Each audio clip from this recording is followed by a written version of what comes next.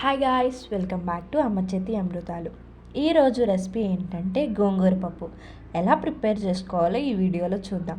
మనకి కావాల్సిన ఇంగ్రీడియంట్స్: పసుపు, కారం, ఉప్పు, పోపు, ఉల్లిపాయలు, వెల్లుల్లి, ఎండుమిరపకాయలు, కరివేపాకు, కందిపప్పు, చింతపండులోకి వాటర్ వేసి ఈ విధంగా 10 minutes వరకు నానబెట్టుకోండి. గోంగూర బాగా కడిగి తీసుకోండి. స్టవ్ వెలిగించి దాని మీద ఒక బౌల్ పెట్టుకుని దాంట్లో ఆయిల్ వేసుకోండి. ఆయిల్ వేసుకున్న తర్వాత దీంట్లోకి గోంగూర ఆకులు అన్నీ వేసేయండి. ఈ విధంగా అన్నీ వేసేసిన తర్వాత దీంట్లోకి పచ్చిమిరపకాయలు వేసి బాగా కలుపుకోండి. ఒక 2 minutes వరకు వేగాలి. ఈ విధంగా వేగిన తర్వాత పక్కకు తీసి పెట్టుకోండి.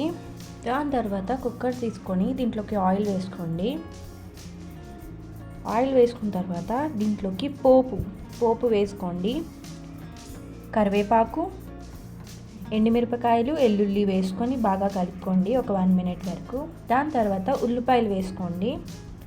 వేసి ఒక 1 minute వరకు మళ్ళీ వేగనివ్వాలి. దాని తర్వాత కందిపప్పు వేసేసుకోండి. ఈ విధంగా అంతా వేసిన తర్వాత ఒకసారి కలుపుకొని దీంట్లోకి పసుపు, తగినంత కారం వేసి ఒకసారి కలుపుకోండి. మీరు 1 glass ఆఫ్ కందిపప్పు వేస్తే 2 glasses ఆఫ్ వాటర్ వేసుకోవాలి. వేసుకున్న తర్వాత ఈ విధంగా ఒకసారి కలుపుకొని పప్పు ఉడకాలి, విజిల్స్ వేయించాలి. దాని తర్వాత మనం వేపి ఉంచుకున్న గోంగూర అనేది మిక్సీ జార్లోకి తీసుకొని పేస్ట్లా చేసుకోండి. ఈ విధంగా పేస్ట్ చేసుకున్న తర్వాత పక్కన ఉంచుకోండి. దాని తర్వాత కుక్కర్ ఆవిరిపోయిన తర్వాత ఓపెన్ చేసి ఒక 1 minute వరకు కలుపుతూ ఉండాలి. ఈ విధంగా కలుపుతూ ఉండండి.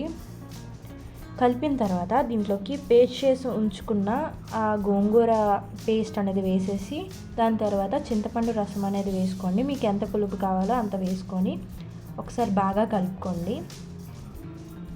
ఈ విధంగా కలుపుకున్న తర్వాత దీంట్లోకి తగినంత ఉప్పు వేసుకొని మళ్ళీ ఒకసారి కలుపుకోండి. ఇది ఒక 5 minutes వరకు ఈ విధంగా ఉడకనివ్వాలి. ఈ విధంగా ఉడికిన తర్వాత మన టేస్టీ గోంగూర పప్పు అనేది రెడీ అయిపోతుంది. చూసారు కదా, చాలా ఈజీగా ప్రిపేర్ చేసుకోవచ్చు. ఈ వీడియో మీకు ఎలా అనిపించిందో కామెంట్ బాక్స్లో కామెంట్ చేయండి అండ్ డూ సబ్స్క్రైబ్.